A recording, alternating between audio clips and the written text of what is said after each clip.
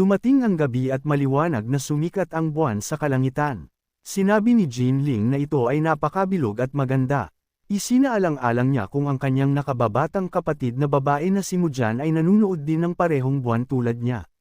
Balik sa bahay, bumahing si Mujan. Hinamon niya kung sino ang nagbubulong ng kanyang pangalan.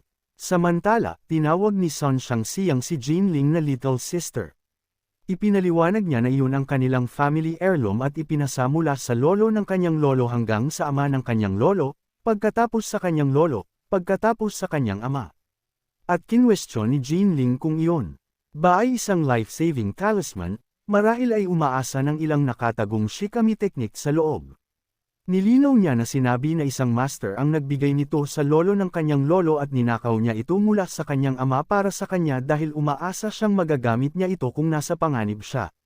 Nagpasalamat siya rito. Pagkatapos ay binigyan niya siya ng isang kahon. Ipinaliwanag niya na sa ikalawang araw pagkatapos umakyat ang kanyang kapatid na babae sa bundok, palihim siyang umakyat upang kunin ito dahil iyon ay isang kahon na laging pinahahalagahan ng kanyang kapatid na babae. Bagaman hindi niya iniisip na malamang, umaasa pa rin siya na kung makikita niya ito, maibibigay niya ito sa kanya. Sumang-ayon siya at tiniyak sa kanya na huwag mag-alala dahil tiyak na tutulungan nila siyang supulan ang Mountain God na tila sapat na bayani upang mag-trigger ng isang opening theme. Kinabukasan, naglakbay si Jinling at Chen Pingan patungo sa bundok. Kumakanta si Jinling na ang kanyang buhok at kaliwang mata ay nakalimutan siya ngunit ang kanyang kanang mata ay naaalala siya. Kaya, naaalala niya ito at pagkatapos ay nakalimutan siya. Naguguluhan si Chen Pingan. Nagtanong siya kung ano ang inuukol ni Jinling sa buong daan. Ipinaliwanag ni Jinling na noong isang araw ay binigyan siya ni Sun Shangxiang ng isang libro. Sinabing ito ay isang family heirloom at nakakaakit basahin. Bagaman kinwestiyon niya pagkatapos kung ano ang gamit ng mga bagay na iyon, malinaw na hindi nakikita ang upgrade path. Nagkomento si Chen Pingan na dapat niya itong makita. Sinabi niya na pakiramdam niya ay nakita na niya ang nilalaman ng aklat na iyon sa kung saan. Sinabi ng Mountain God, Jungding, na dapat tumigil si Chen Pingan. Hindi na siya maaaring magpatuloy at dapat niyang iwanan ang babae sa kanya. Nagtanong si Chen Pingan kung sino siya. Kinonsidera ni Jungding na tulad niya, isang Mountain God na may pambihirang ugali. Natural, ang mga ordinaryong tao na halos hindi kwalipikado na pangalanan ang lahat ng 5 mahusay na kasarian ay hindi makikita siya sa isang tingin. Pagkatapos ay sinabi niya na ang ordinaryong tao ay dapat magtanong ng mas kaunti upang mabuhay siya ng mas matagal. Ngunit biglang nagkomento si Chen Pingan na dapat na lang siyang kalimutan dahil hindi yun mahalaga. Kaya, aakyat sila sa bundok. Pagkatapos ay hinamon ni Jungding kung tama ba siya na nandoon siya upang mag-alay ng isang babae. Ipinaliwanag niya na bibigyan niya siya ng pagkakataong umalis at iwanan ang babae, kaya dapat siyang magmadali at umalis, kung hindi ay mamamatay siya ng isang kakilakilabot na kamatayan. Pagkatapos ay kinwestiyon ni Chen Pingan kung siya ba ang laki ng basurang Mountain God. Nagreklamo si Jungding na siya ay napakagwapo, ngunit nagkamali talaga siya para sa isang laki at dapat siyang tumingin ng maigi dahil siya ay isang Mountain God, hindi isang background mob mula sa isang cultivation webcomic. Pinilit ni Chen Pingan kung siya ba talaga ay isang Mountain God. Sumagot si Jungding sa pamamagitan ng pagtatanong tungkol dito kung natatakot siya at inutusan siyang lumuhod. Ngunit sumagot si Shen Ping na gusto lang niyang labanan ng Mountain God. Ipinapalagay ni Jungding na lumabas siyang isang idiot at labis na mapagmataas, kaya hula niya ay kailangan niya siyang takutin ng kaunti, mas mabuti sa isang bagay na mas flashy kaysa sa isang 10,000 spirit jade sleep.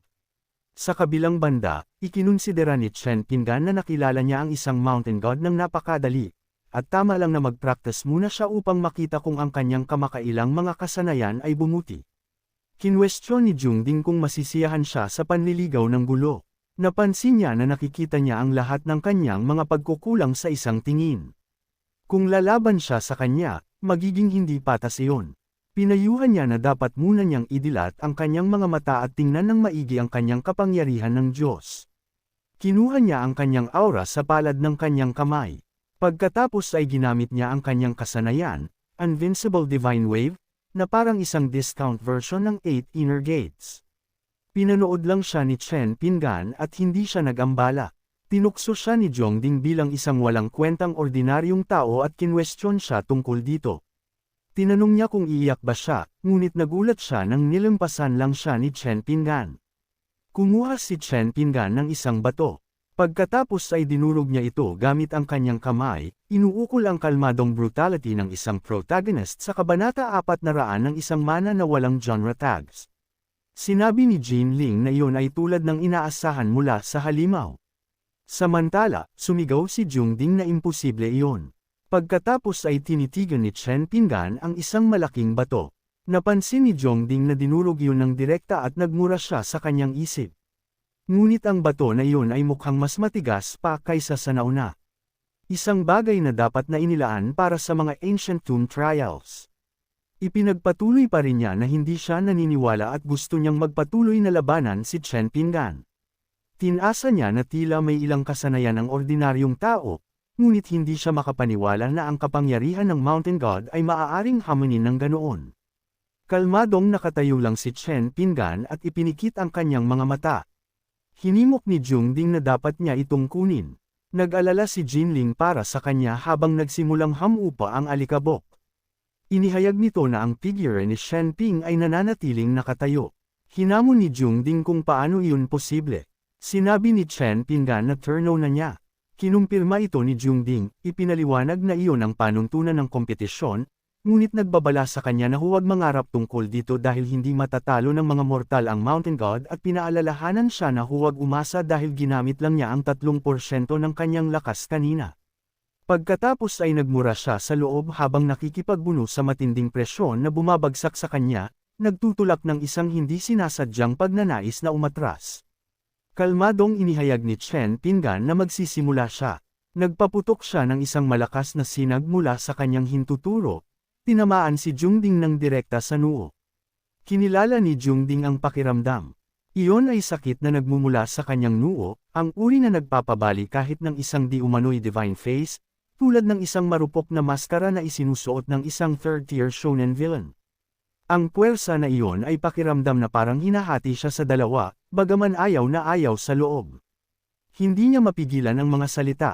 Tinawag niya si Chen Pinggan bilang isang great god at nagmakaawa para sa awa. Ngunit malamig na sinabi ni Chen Pinggan na hindi na kailangan ng paghingi ng tawad dahil hindi rin siya makapagpatawad.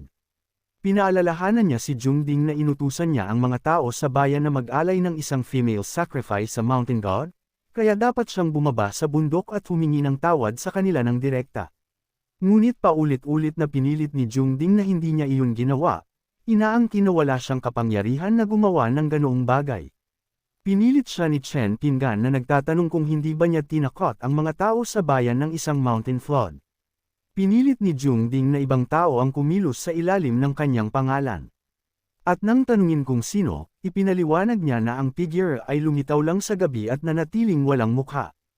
Hindi rin niya ito matalo dahil sa teknikal na paraan, hindi man lang siya isang opisyal na mountain god, kundi isang intern. Ang uri ng kaawa-awang NPC na natigil sa isang side quest na nagbigay ng walang anuman kundi existential dread. Natigilan si Chen Pinggan at Jinling nang marinig iyon. Naalala ni Zhongding ang nangyari noon. Ipinaliwanag niya na tinalo ng Invincible Supreme ang Supreme at tinapos ang pamamahala ng Chaotic Realm. Isang araw, habang nagdiriwang ang bayan, dumating ang Invincible Supreme sa Mount Dao. Idineklara niya na ang bundok ay puno ng mayayabong na immortal herbs at spiritual medicine na nakakalat sa lahat ng dako at iyon ay isang mahalagang lugar na kailangan ng proteksyon. Tinuro niya si Zhongding at itinalaga siyang mountain god ng Mount Dao. Nagprotesta si Zhongding, ipinaliwanag na isa lang siyang immortal, ngunit hindi sumang-ayon ang Invincible Supreme. Inangkin niya na nakikita niya ang kadalisayan sa kanyang puso at potensyal sa kanyang espiritu. Bibigyan niya siya ng ilang kakayahan at itatalaga siya bilang interim mountain god. Kung mahusay siyang gumanap, maaari siyang gawing opisyal. Iyon ay isang klasikong promotion art na punit mula sa mga pahina ng isang cultivation mana na walang HR support na makikita. Pagkatapos ay nanatili si Zhongding upang bantayan ang umuunlad na bundok. Ang mga puno ay patuloy na lumago araw-araw. Gayunpaman, nang hindi napapansin, lumipas ang 7,000 taon. Hindi na bumalik ang Invincible Supreme. Nanatili siya sa bundok, naghihintay kahit sa mapait na taglamig. Sinabi ni Chen Pinggan nang may pagkabahala na ang Invincible Supreme ay talagang hindi mapagkakatiwalaan at pinagsisihan ang paggawa-gawa ng pamagat na iyon. Idinagdag ni Jungding na sa halip na bumalik ang Invincible Supreme, hinukay ng mga tao sa bayan ang lahat ng Mount daw pagkatapos kumalat ang mga chismis ng Purple Jade Ginseng. Pinilit siya ni Chen Pinggan muli, nagtatanong kung ano ang ibig niyang sabihin at kung chismis lang ba iyon. Sinabi ni Jungding na wala namang Purple Jade Ginseng sa bundok na iyon. Lahat sila ay lumitaw ng magdamag at ang sitwasyon ay tumama sa kanya bilang kakatwa na naglig siya ng bundok gamit ang isang wisteria net, marahil ay umaasa na hindi siya mapupunta sa isang shonen side quest na naging mali. Naalala niya ang oras nang sa wakas ay nahuli niya ang isa. Hiniling niya na magsalita ito at linawin kung ano talaga ito, kung hindi ay dudurugin niya ang ulo nito. At sumagot ang Jin Senador na dapat niya itong hayaan dahil ang master ang nagpadala nito at wala itong alam, na kasing kainahinala ng isang filler villain na nagmamakaawa bago mag-power up ang bida. Ngunit dinurog ni Jungding ang katawan nito at nagsimula itong bumula sa bibig sa isang eksena na nasensor sana sa mga daytime broadcasts.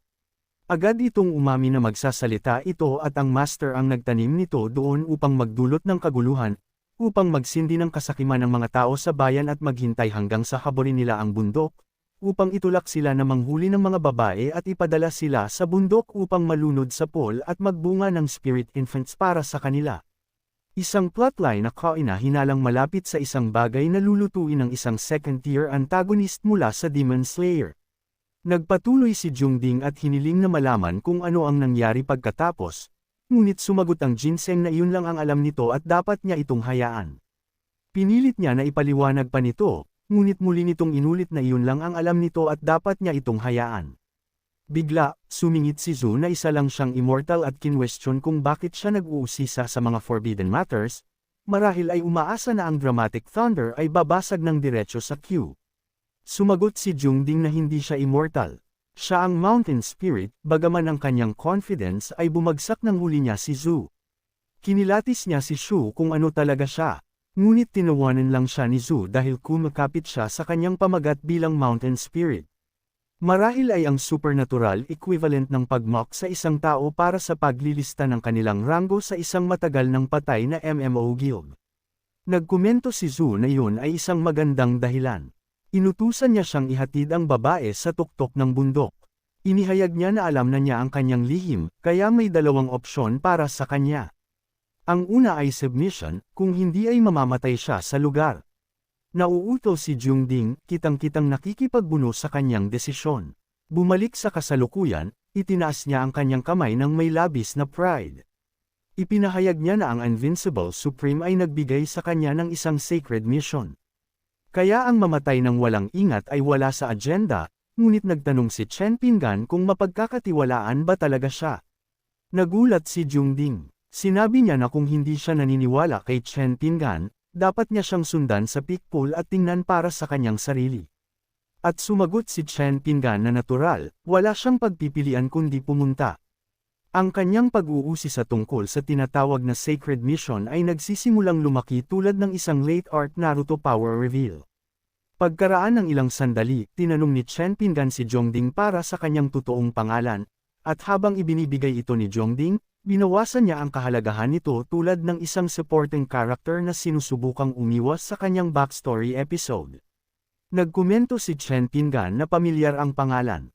Pagkatapos ay kinwestiyon niya kung kilala ba ni Jungding si Hongfu Hangian. Sumagot si Jungding na hindi talaga siya isang ordinaryong tao kung naglakas loob siyang bigkasan ang pangalan ng dakilang Emperor Huang ng Casual. Lumuhad siya sa isang iglap. Sinabi niya na iyon ay isang pangalan na nagpapaluhod sa kanya sa pagdinig pa lang. At kinwestiyon ni Chen Pinggan kung angkop ba talaga ang asal na iyon at kung sino ang tinatawag na celestial figure na ito. Nagbigay si Jungding ng isang cryptic description ni Hongfu Hangian. Sinabi niya na siya ang Grand Protector ng Invincible Supreme, ngunit matagal na siyang nawawala, kaya hindi nakakagulat kung hindi na siya kinikilala ng mga tao, na naramdaman na kakaibang nagpapaalala ng isang power scaling chart, nawawala ang top-tier entry nito. Napansin ni Chen Pinggan ang isa pang pagbanggit ng Invincible Supreme, at ang kanyang interes sa mahiwagang figure ay lalo pang lumalim. Ang paraan kung paano nararamdaman ng anumang protagonist ang papalapit na final boss theme. Pagkaraan ng ilang sandali, sinabi ni Jinling na dapat silang mag-focus sa unahan. Ang Pikpol ay nakita na at inilarawan niya ito bilang isang tunay na fairyland. Ang pool ay malawak sa harap nila at ang tatlo ay nakatayo sa gilid nito. Sinabi ni Chen Pingan na ang mga batang babae na iyon ay lumubog sa ilalim ng pool na iyon dahil kailangan nilang manganak ng spirit babies at nagtaka siya kung hindi ba sila malulunod. Sinabi ni Jung na mukha itong malalim na pool, ngunit hindi iyon normal na tubig. Iyon ay spiritual essence, ang uri ng mga cultivator sa Bishermenua ay marahil ay ibobote para sa agahan. Hinawakan ni Chen Pingan ang ibabaw ng tubig upang subukan ito. Like, comment, share, and subscribe naman dyan mga ito go. Maraming salamat po.